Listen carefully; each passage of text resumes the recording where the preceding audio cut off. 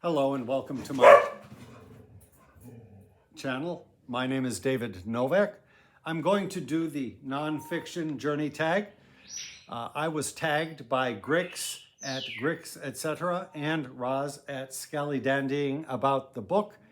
And I believe I was also given an invitation in the comments section by Hannah at Hannah's Books.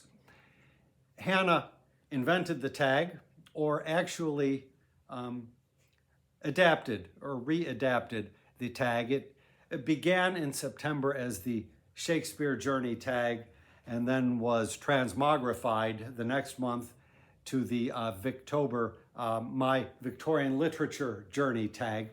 And the questions are so open-ended that with a little reworking, they suit different topics and call forth a good variety of answers and experiences. So it's been a very fun tag.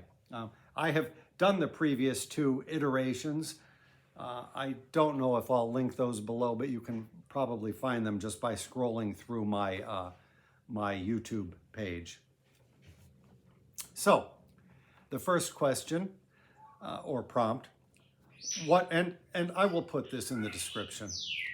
What was your first experience reading nonfiction? Oddly enough, biographies, and this will date me a little bit.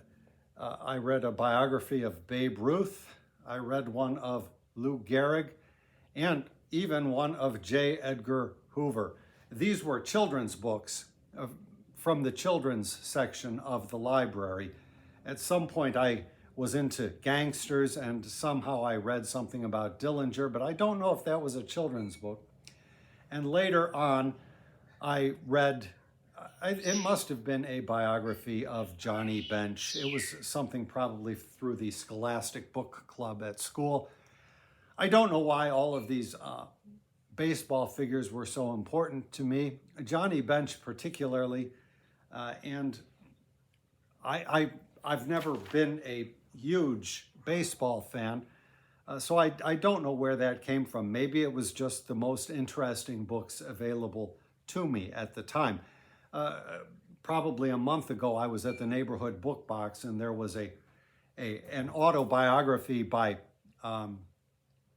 Pete Rose, I think it is, and much was made in the Johnny Bench book about the relationship between the two men. And I looked at the Pete Rose autobiography or memoir, and within the first 5 pages I came across something and I said, that is a lie.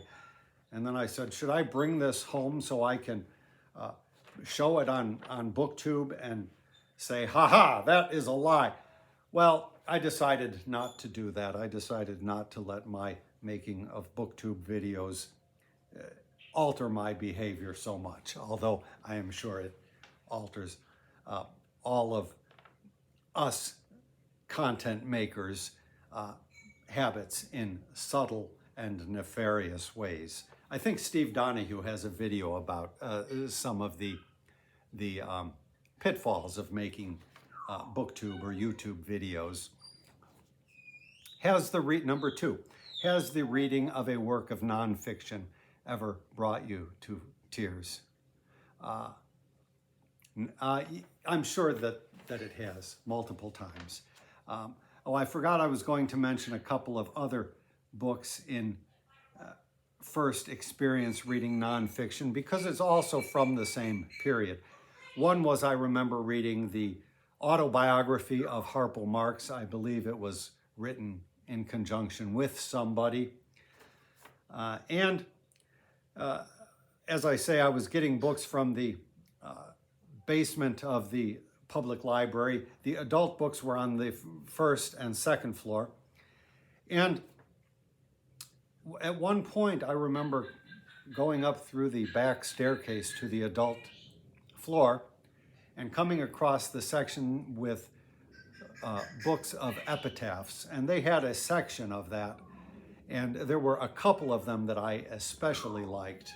And so I read epitaphs, and given that I would later become a poet, you can see that it's an area of nonfiction that is wholly congruent with poetry, both pertaining to the memory of things past, if you will.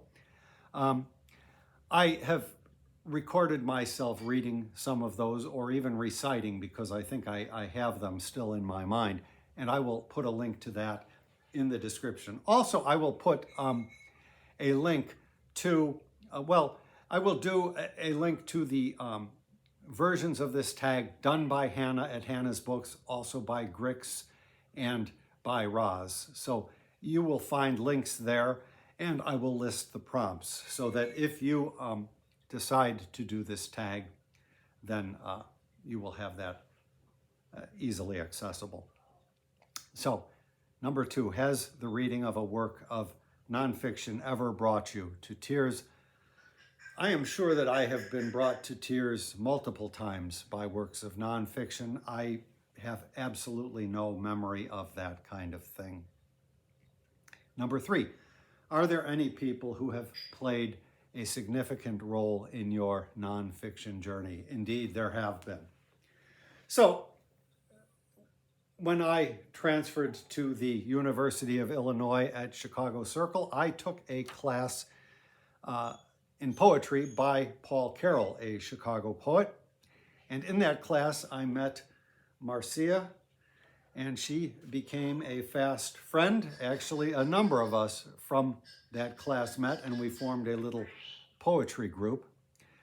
And she was a little bit older than the rest of us, and she was auditing the class, and she had ideas about literature, and she, whether intentionally or not, shaped some of my early reading, and some of that was nonfiction. So probably the 2 major authors that I got out from that connection was Abraham Lincoln and James Baldwin. So let's see. At first I had bought, actually while I was in Taipei, at the American Library, there was a slim selected letters of Lincoln, and I read that. And then later on, I got this Da Capo edition, which is it's famous, the Basler edition, and it's a very good selection for a 1-volume collection of letters and speeches. It's really marvelous. And sometime later than that, I got the Library of America 2-volume set of Lincoln's speeches and writings, and have gone through that at least once, but I believe I have done it twice. I don't remember exactly. I don't think, I do have something to show you with James Baldwin. This is the Library of America selection of his essays.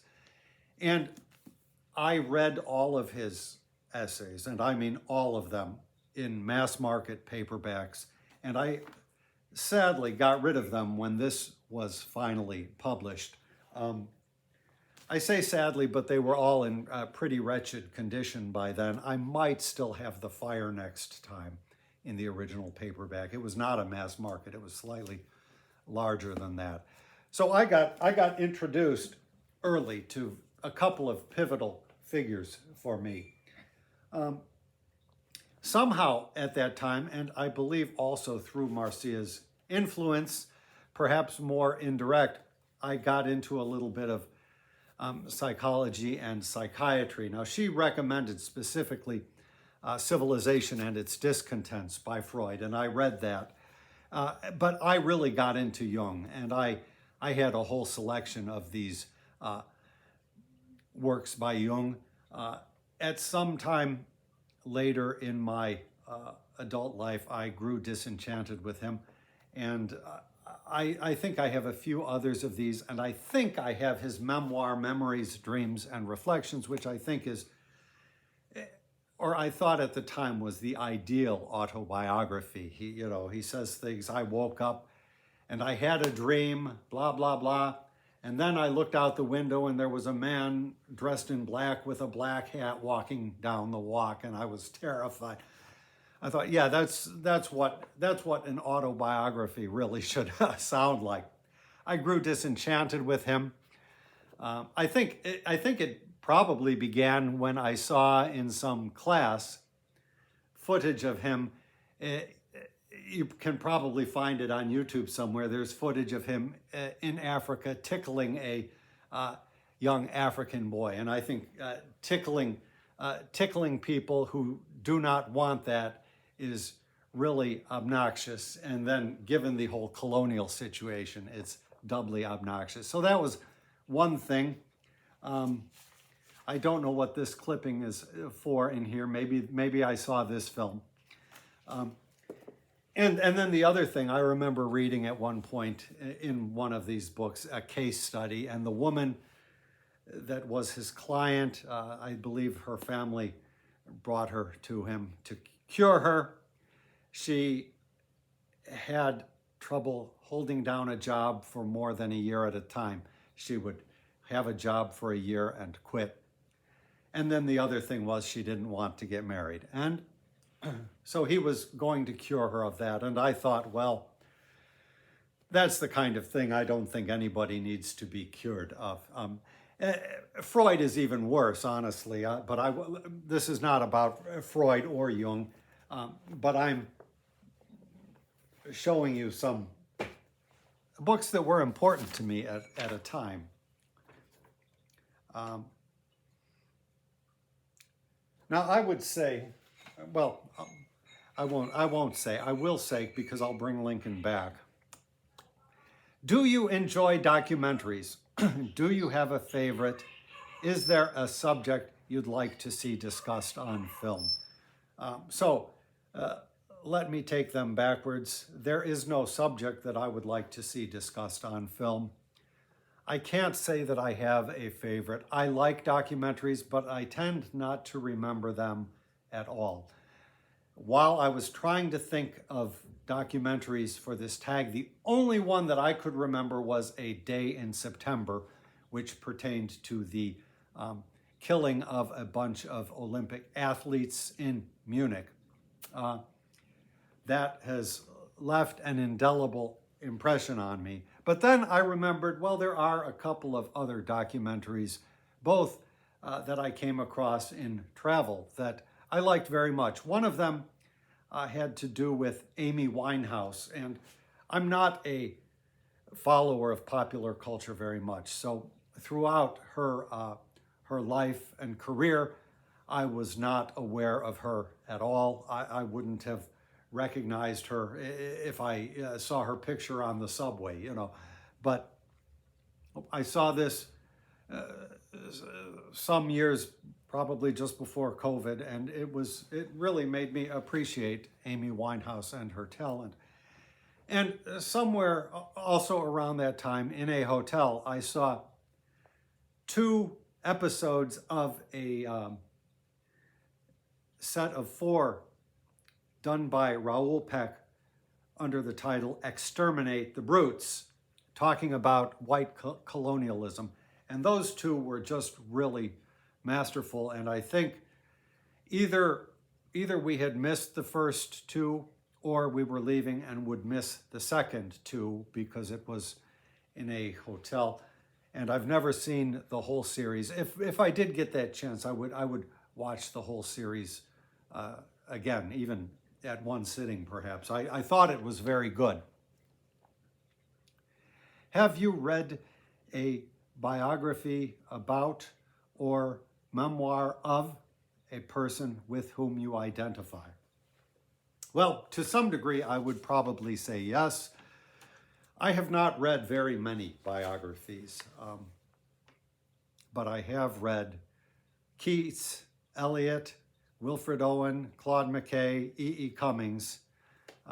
Those poets, I've read numerous biographies on each. Not so much now, but when I was younger and finding my way into poetry. And I don't think that I was reading those biographies for any particular purposes of self-identification. It was more, they are all favorite poets of mine, and I wanted to learn more about the poets. I don't see a lot of value, generally speaking, in biographies unless I already have somehow created an interest in that particular person. And then I'm happy to jump in and find out about their life. I can think of others that were not poets that I have read biographies of, a couple about Cicero, who will be appearing in this video in just a moment. Read aloud a short passage you love from a work of nonfiction. Well, I will do that towards the end. So that was number 6. Do any works of nonfiction intimidate you? Which ones and why? Ho, ho, ho, you betcha. Science does, for one thing. I have just started reading this, and it's a very, very slow read for me. But I'm trying to broaden my horizons. Many years ago, I would have possibly dipped into something of this sort. So we'll say science, but along the line of science, something like this. I've wanted to read something like this, but my God, I mean, you know,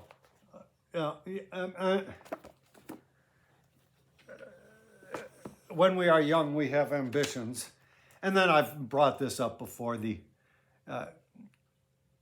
complete works of Aristotle. I've read very little Aristotle, but I thought about it and noticed both of these are volume 1s, and I have the volume 2s. Okay. Oh, and of course the other one was Karl Marx, Das Kapital. I recently saw a video done by Grix at Grix, etc., about a better place to start with Marx, and I will consider that. I've read Marx. I took a class on Marxism and communism. It was a horrible class, just deadly, and we had to read. I had, and I may still have, the portable Marx by Penguin or Viking. And so we read the manifesto and some other little bits. I was in a class, and I didn't know what production was. I didn't know anything, and it was a horrible class. In general, I find that when I was younger, I was here and there picking up books of economics. I read John Kenneth Galbraith, and I read John Maynard Keynes, numerous books by each of them. And I want to revisit some of that, but I find at this stage in life, economics is not where I necessarily want to focus my attentions. I've spent a lifetime writing poetry, and I have just retired from that, and I'm trying to read more, but given that my interests have never been towards the field of making money, that kind of thing, economics, which is not really even a science, it's more of an art, is probably not really how I should spend the remaining time that I have. But there you have it. Now, what tips would you give to people hesitant to read nonfiction? Well, people have said just try picking up different things and seeing what grabs you. I would say, in my case, spend a little time and think about what questions you have, just about anything, and then you may find a book about it. You may go to the library and find they have an entire section about it. Or, you know, at this stage, probably go to Amazon and see what's available there, and maybe get to read a preview. One of my favorite writers, Michael Ventura, had an essay somewhere where he felt that the schools should be revamped as far as how they teach students. And one thing that they should do is just start with any object in the room or in the school, even a brick, and then just put the whole class to researching and finding out how that got there, all the steps. And so for the brick, you'd have to learn all about making bricks. You'd have to learn all of the construction. You'd have to learn about the transportation, just everything. It sounds like a wonderful idea. It sounds more like the kind of thing that some Richard Feynman's father would teach their kid, not something that the schools would be capable of doing. Now we're going to go to what are your favorite works of nonfiction, and I'll show you a whole bunch of these. Let me see.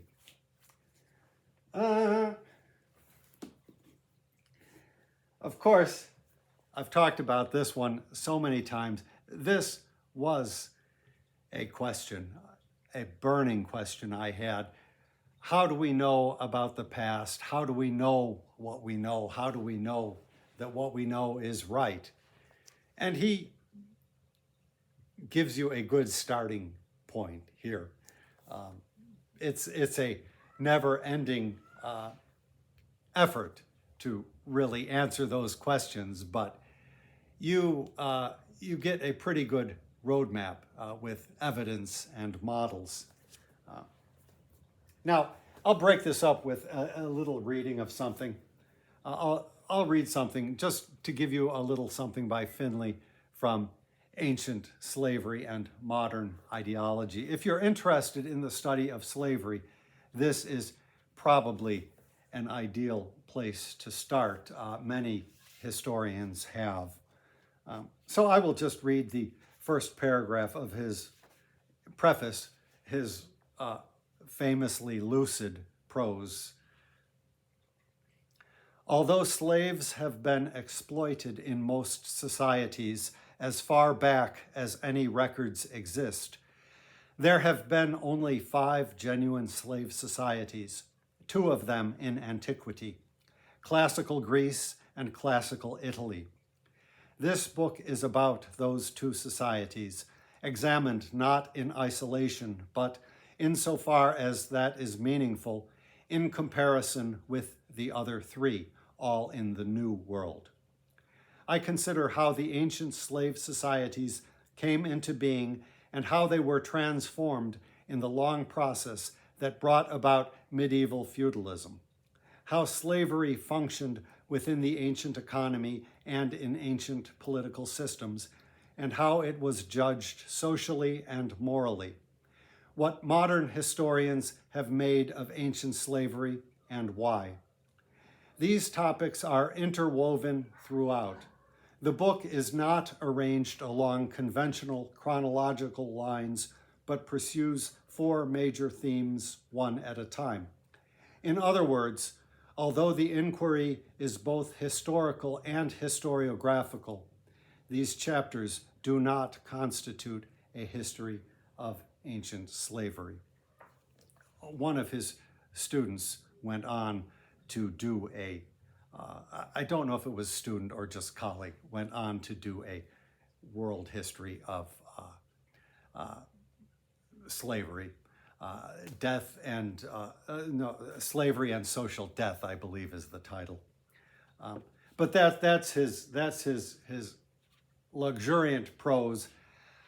His idea of there being only 5 genuine slave societies, 2 of them in antiquity, that idea has come to be disputed, but it is a wonderful framework for thinking about the subject. So, that was Finley. Early on, I read a lot of Oliver Sacks, The Man Who Mistook His Wife for a Hat, and I have so many of his books. There's one that he did on ferns, which is probably the nearest that I have come to reading natural history. A marvelous book. And I have a couple yet to go with him. He did a memoir of his, it might be a full life memoir of his, but the picture on the cover is him with his motorcycle when he took a road trip across Australia. But he has a set of essays, I think under the title Gratitude When He Knew He Was Dying, which were very good. Also reminiscent, I think, of the Christopher Hitchens essays when he found he was dying. I think those were titled Dying or something like that. But I have loved all of his books that I read. And then this book, also dear to me, I'm sure he was instrumental in getting this out, by A.R. Luria. The Man with a Shattered World was a man who had a brain wound from the First World War, I believe. Now, in reading my second excerpt, well, I was looking for something to read, and I thought, well, I'll read from Sven Burkert's. Literary criticism has always been very important to me, and I thought, well, I'll give them something they haven't seen. This book, which always kind of bothered me that it only has a 3.5 star rating at Amazon or something like that. And I looked into it, and I just couldn't find anything. I've decided this one is going to go. It meant a lot to me at a time, the first half of it. He also wrote the Gutenberg elegies. It maybe they were ideas whose time has come and has went. So that's going to go. When I was young, also in that time period when I was first making tentative forays into poetry, into reading, Lewis Mumford was important to me. And these I bought in the basement at Chandler's. I think it was a stationery store in Evanston. I used to work up there a lot in my earliest temp jobs. And they were just marvelous. And I've got a lot of Mumford, and I think I've read quite a bit of it. I haven't read any of it in a long time, and it may be due at some point. I really liked his writing. Early books that were very important to me, and if there were the proverbial fire and in a pinch you had to take out a couple of books, these would be them, the Bhagavad Gita and the I Ching. Now, the Bhagavad Gita is a philosophical discourse sort of enmeshed in a little story, but it's really the discussion between Krishna and his charioteer, talking about all aspects of being alive. And the I Ching is just a book of philosophy that you toss coins and then you get to a certain passage and try to apply that passage to your situation or your dilemma. You pose a question to the book. I haven't used that for a long time, but marvelous books. So I mentioned Lincoln in the Library of America 2-volume set. I think it's a book that, or a 2-book set that everybody probably should have and read. But years later, I came across Douglas in that. This is autobiographies. I think there's a new edition of a companion book of his miscellaneous writings, and so it would be good to get, I haven't got that, it would be good to have the 2 volumes of Douglas and the 2 volumes of Lincoln. I believe that the 2 men together constitute our prose masters in the United States. I don't think anybody did it better, and it may have been something that was in the water at the time. Now, he wrote 3 autobiographies, basically elaborating and expanding upon them successively. So I have read the second and the third. I never read the first, which is the one that most perhaps have. But all of that material is covered possibly somewhat differently in the succeeding volumes. So very important. Also, nonfiction that is very important to me is slave narratives. And I'm just holding up the Library of America. I think it's got most of them in there. It doesn't have 12 Years a Slave. They're all good. I mean, they're all, again, essential nonfiction reading, at least from a historical perspective. Now, when I was younger, I realized that my view was pretty much more expansive than it became. And then when I found that Finley book, Evidence and Models, I pretty much narrowed into history. And it's only since on Booktube that I'm realizing that it's probably time for me to expand out again. And this book about the octopus, really the other minds is literal. The other brainy creatures on this planet. Lost track of my sentence, but I've realized that this is really expansive, and it's really probably where I should spend a little bit more time than I have done for the last 20 or so years. I've never had anything against this kind of writing. As I say, the book by Oliver Sacks on ferns took me there, and I think he has one or two others that do. But all of Oliver Sacks, I think, is wonderful. Now let me just show you a couple of others that really mean a lot to me. This one I've talked about, militarism and the Indo-Europeanizing of Europe. And this is one in a series of books by Robert Drews, his most recent. And I don't know what the heck he's talking about in any of this, but really, really marvelous stuff. And then I'll just show one last thing. I have not done a lot of reading from the ancient world.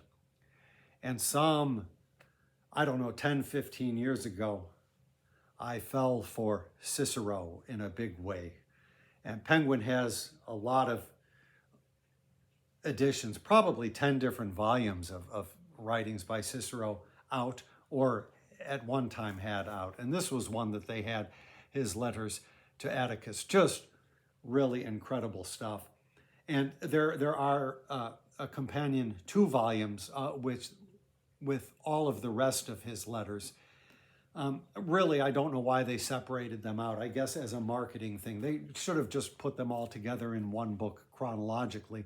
I have not hit all of those other letters yet. I have not even started them. But I'm not really a completist of anything. I do hope to read the rest of Cicero's letters. I've read a fair amount of the other things.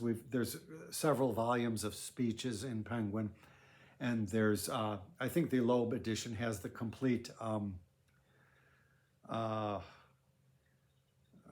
I can't remember the name. It's a nonsensical name because it's all of the speeches he made against Mark Antony.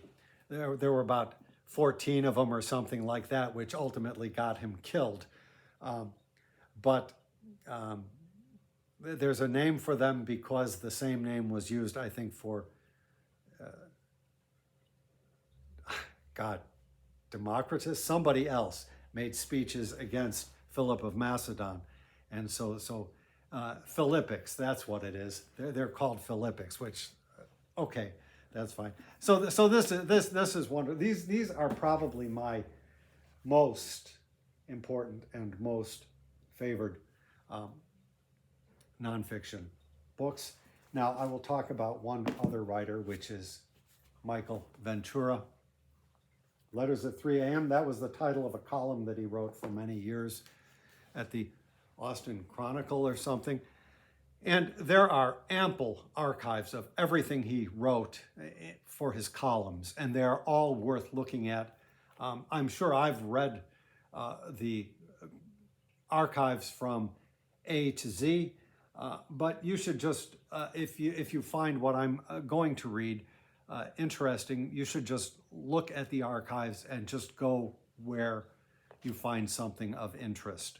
So I'm going to read a little bit from an essay, well, let's see, In Defense of Alcohol. No, that's not it. Life on the Off-Ramp. Even horror can keep you alive after love has only gotten you in deeper, which is, after all, what we asked of it. And after your work has stopped being part of the solution and becomes part of the problem, and after the demons from your childhood have appeared yet again with even sharper teeth, and after therapy has petered out, for therapy is only something you can do when you can talk. And who wants to talk to therapists when you can't even talk to your friends, when the beauty in the eyes of one's friends seems meant for somebody who has nothing to do with you, when your friends don't even look like people anymore, when they look like memories fading even as they speak, after, in short, nothing gentle, practical, or even human works for you anymore. Then, sometimes, horror wakes you up and keeps you alive.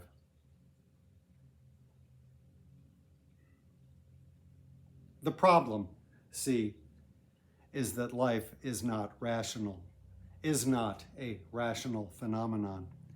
And when people try to give you rational reasons for a fundamentally non-rational process like staying alive, well, both you and they feel frustrated and a little silly.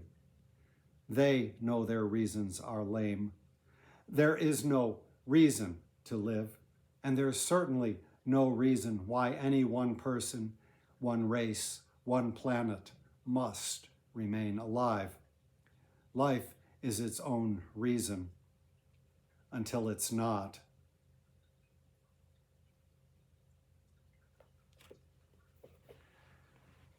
Really, you can find all kinds of things in nonfiction. I would put my life in Michael Ventura's hands before I trusted myself to Carl Jung, as a matter of fact. Those are my favorite books. I hope I have done an adequate job on this tag. Thank you to Grix and to Roz for tagging me, and also to Hannah for her invite and for just revamping this thing. And I am supposed to tag people. I will tag Pinecone K and AJ Dunn Reads and Writes. I believe those are the right channels. And I will put those tags into the description as well. Thank you very much for stopping by my channel.